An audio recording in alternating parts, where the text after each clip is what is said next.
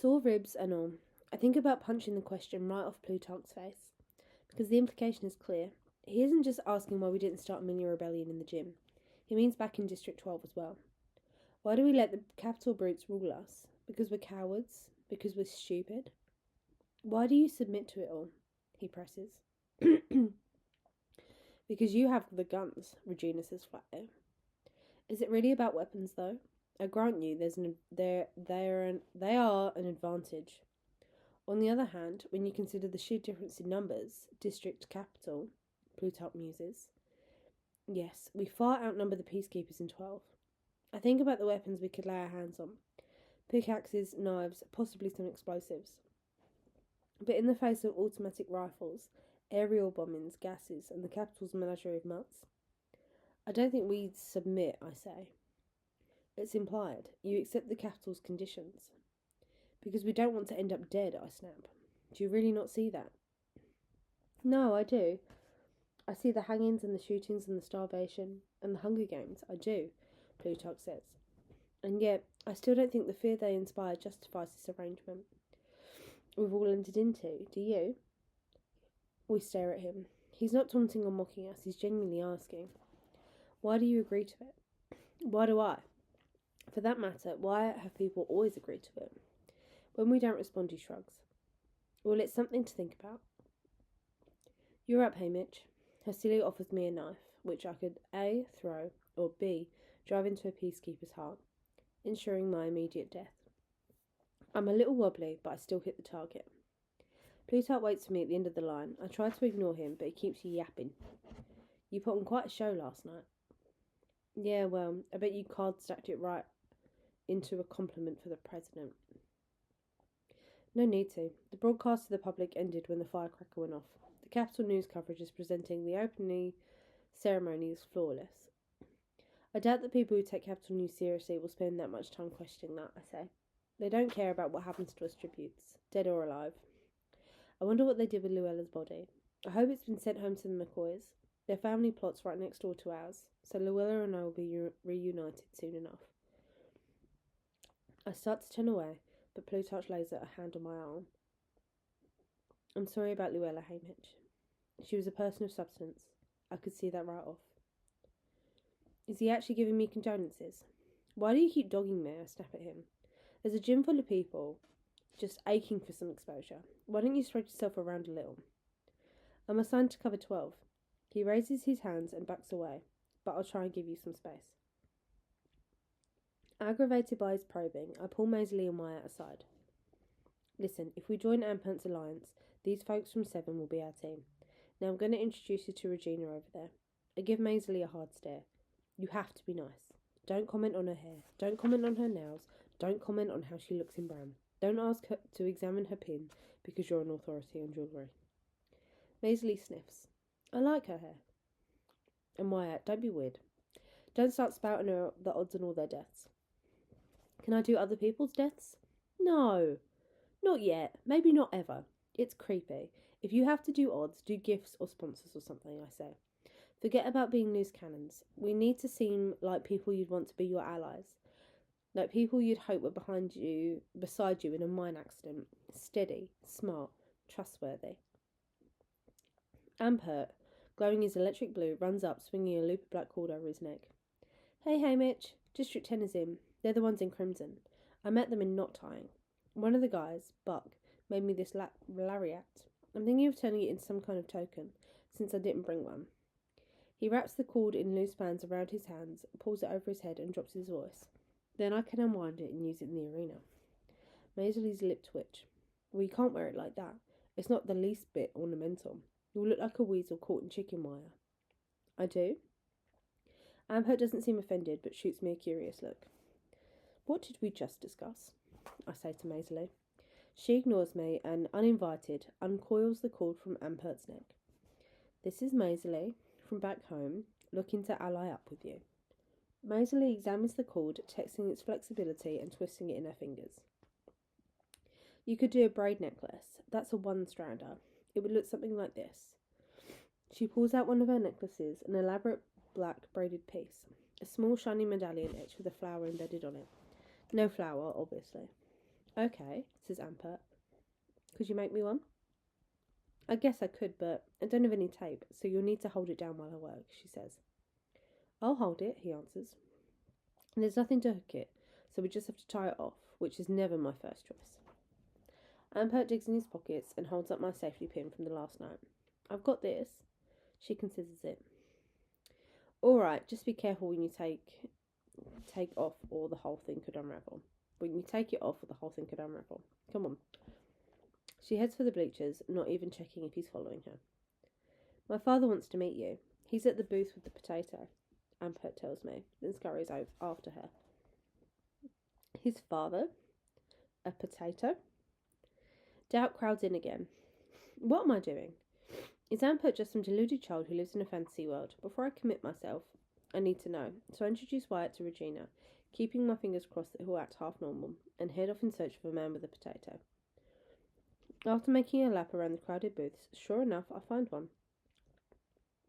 A small man with black hair, his back to me, leans against a counter that holds a lone potato. No takers for his skill. I fiddle with the strip of bandage at the neighbouring first aid booth while I examine him. As he turns, I note the pair of steel-rimmed glasses. While he bears a strong resemblance to Ampert, this is not why he looks familiar. It's BT. It's BT, a victor from District 3. Wyrus and BT, babe.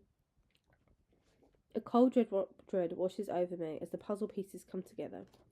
Ampert is neither a lunatic nor a liar. His father has accompanied him to the capital because he's a victor, and therefore a mentor. Assigned to coach his own child to his death in the 50th Hunger Games. That is horrendous.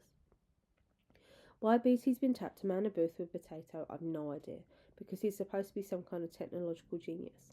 The real question is, how did Ampert end up here with him? Two tributes root from the same family. Are they just the unluckiest family in Panem? I give up on being covert and approach him. You're Ampert's father? I am, and no doubt you're wondering why I'm here, hey Mitch? BT removes his glasses and polishes them on his shirt. It's because I'm being punished for coming up with a plan to sabotage the capital's communication system. I'm too valuable to kill, but my son is disposable. That pretty much answers my question. That's terrible. I'm so sorry. He's a great kid. He is, BT says. His eyes find Ampert sitting across from Maisley on the bleachers, chattering away while she weaves the cord into patterns. And they made you be his mentor, I ask. It's part of the punishment. Watching what are almost certainly the last hours of my son's life. They even gave me a booth in training, which mentors don't traditionally attend, so I wouldn't miss a minute. If I wasn't here to witness it, there would be no point. I can't think of anything to say to comfort him, but I try. This isn't your fault. But it is, entirely. I took a risk. I didn't suspect that I'd been found out until the reaping. The timing was calculated. If I had known, I would have killed myself, and Ampert would be safe at home. That is how Snow works. He drops his head, resting his fingertips on the wooden counter to steady himself. I wait for him to disintegrate, but he only says, Would you like to learn how to turn a potato into a battery? Light can be important in the arena. Not really, BT, I think. What I'd really like to do is run away from the raging pit of fire that is your life.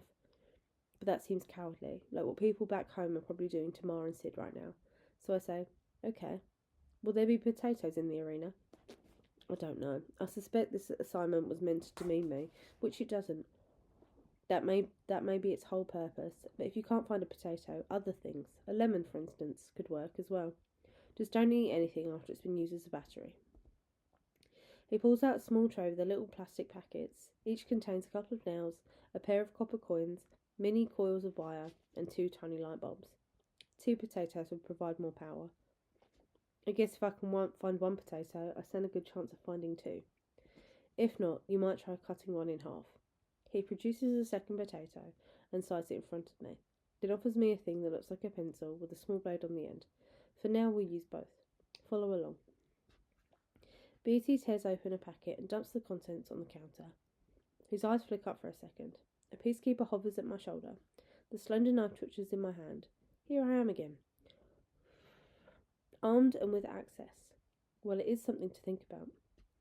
Now this battery is made up of copper, zinc and phosphoric acid in the potato juice, which is an electrically conductive solution. It makes it possible for ions to travel between the two metals. Our goal is to create a circuit and illuminate this bulb. He's lost me already, but I nod like he's making sense. First, we need a space for the coin.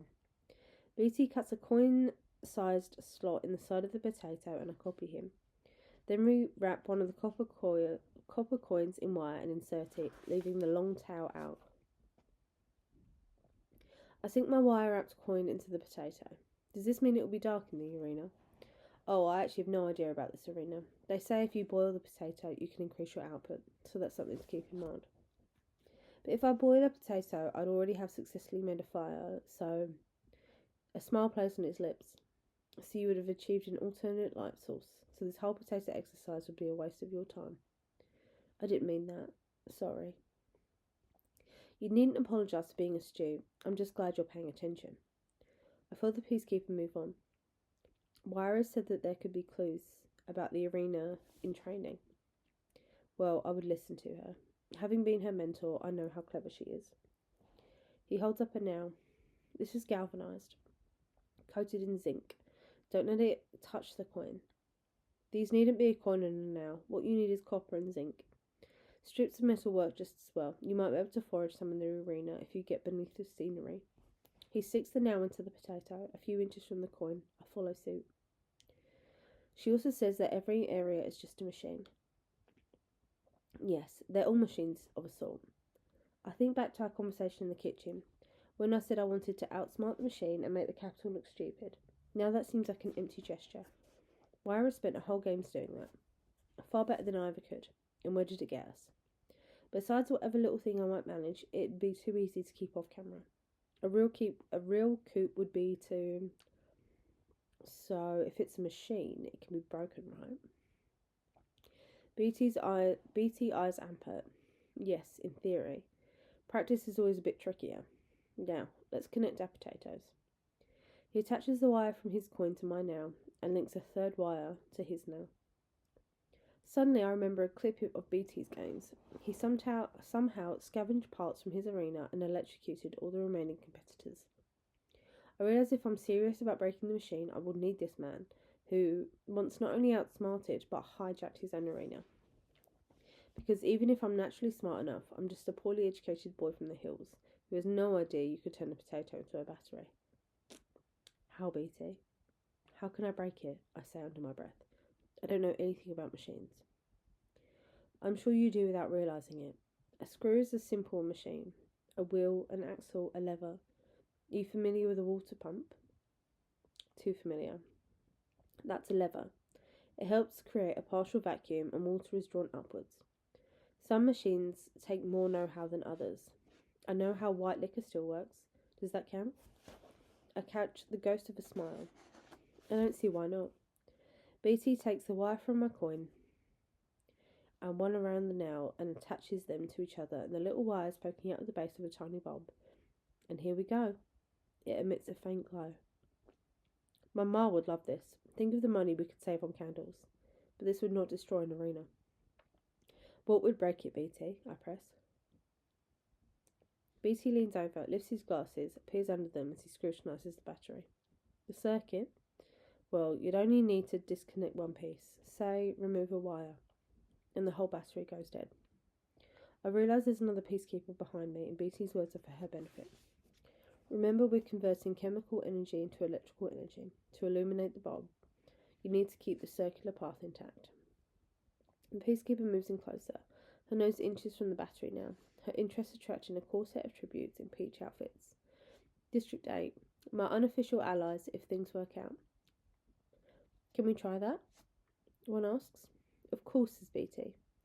Well, thank you for dropping by, Hamish. Come back if you'd like to practice. And happy belated 16th birthday. I guess Ampert told him. He holds out his hand for me to shake. That's funny. I was root the day you were born. As I grasp his hand, I feel something. Palm it and conceal it in my pocket. Thanks, sir, I say before walking away. My fingers probing the plastic packet, bumpy with coins and nails. A little birthday present from BT. If I can find somewhere to smuggle it into the arena, convince people I scavenged the stuff.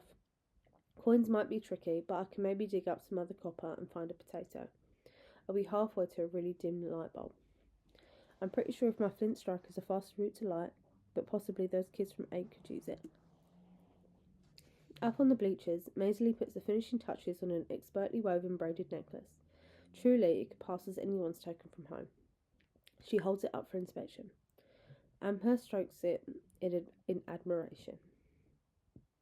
It's beautiful and perfectly symmetrical. I wouldn't believe it's all one strand. You're really clever. And you have good taste, she says, slipping it over his head. I wish you were my sister, he says simply.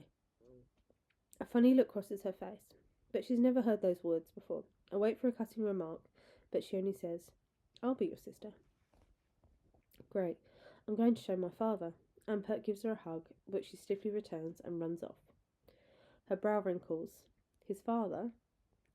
It really is his pa, I tell her.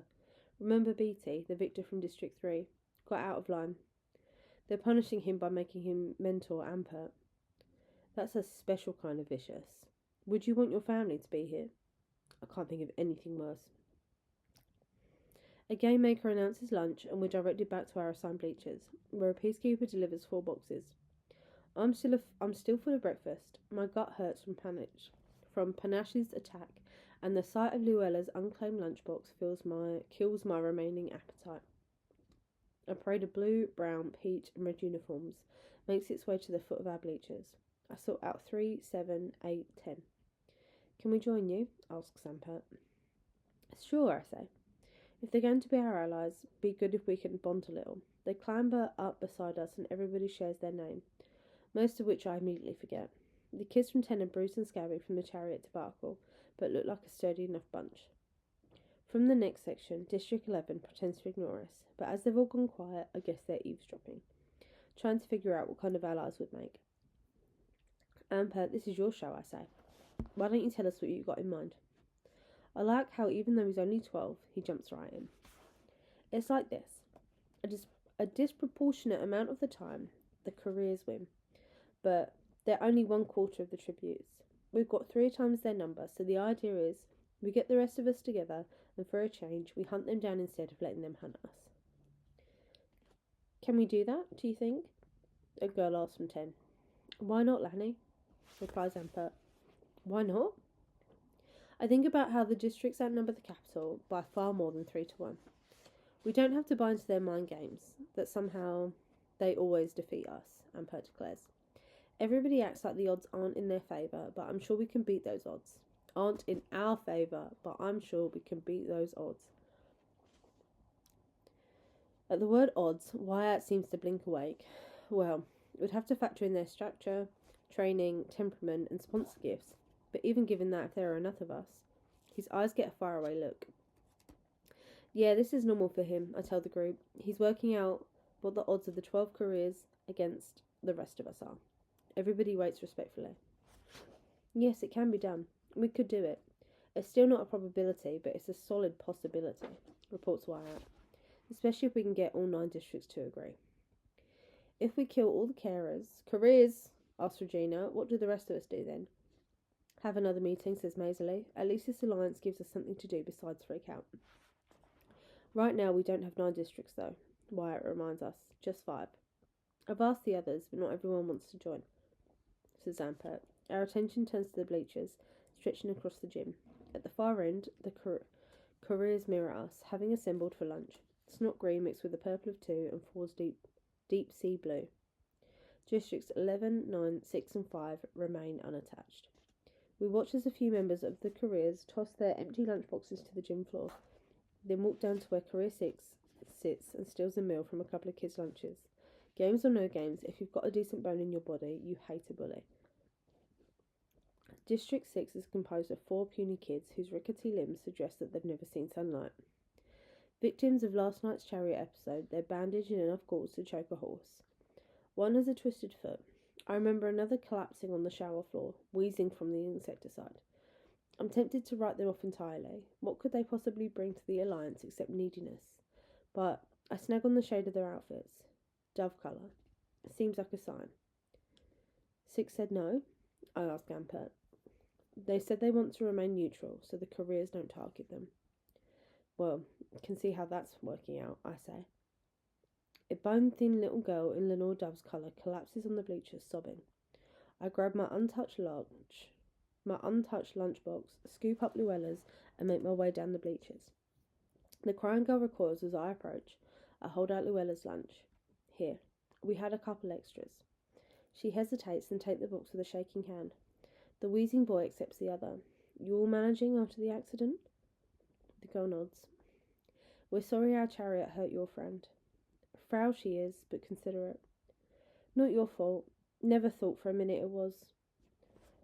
Thanks for not blaming us, she says. Blaming you? Seems like we're all in this together, I say.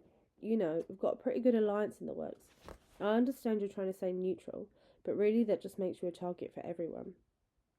Anyway, the invite's still good. By the time I make it back to the gang, 4 broken doves are on my tail. They perch on the seats, whisper their names. Welly, the crying girl. Miles, the asthmatic boy. Atred and Velo, the remaining boy and girl. Then they dig into their lunches. 6 makes 6, says Wyatt. We need a name, says Regina. If they're the careers, who are we? People toss out ideas for names. Now that we're allies, District 12 offers loose cannons. 10 comes up with dark horses. And 7 volunteers invaders. No, says Welly intensely. Those all sound like we're trying to be tough. We're not tough compared to the careers. What we are is inexperienced and not trained from birth to win the games. Is that a good selling point? Asked Lanny. In a way, says Ampert. For one thing, it means we haven't spent our whole lives buying into the games as something we aspire to. We're not collaborators, says Regina. Right, but we'll fight if we have to, says Ampert. We need a good name for people who are just starting something hard. A district name. Like Neddy Newcomer, I say without hesitation. The others laugh.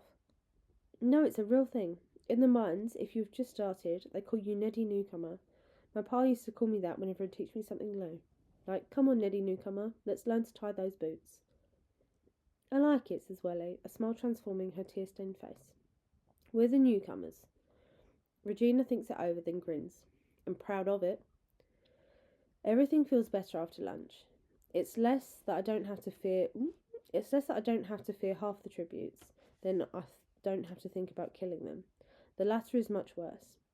Now I can join my allies at the booths, and they've got my back as we learn to make snares, throw axes, and set a broken leg. The 4 tributes from 6 stick to me like glue. My own little dove-coloured flock. I hope they don't all think I can protect them when we hit the arena, because I can't. Wyatt seems to have found his people.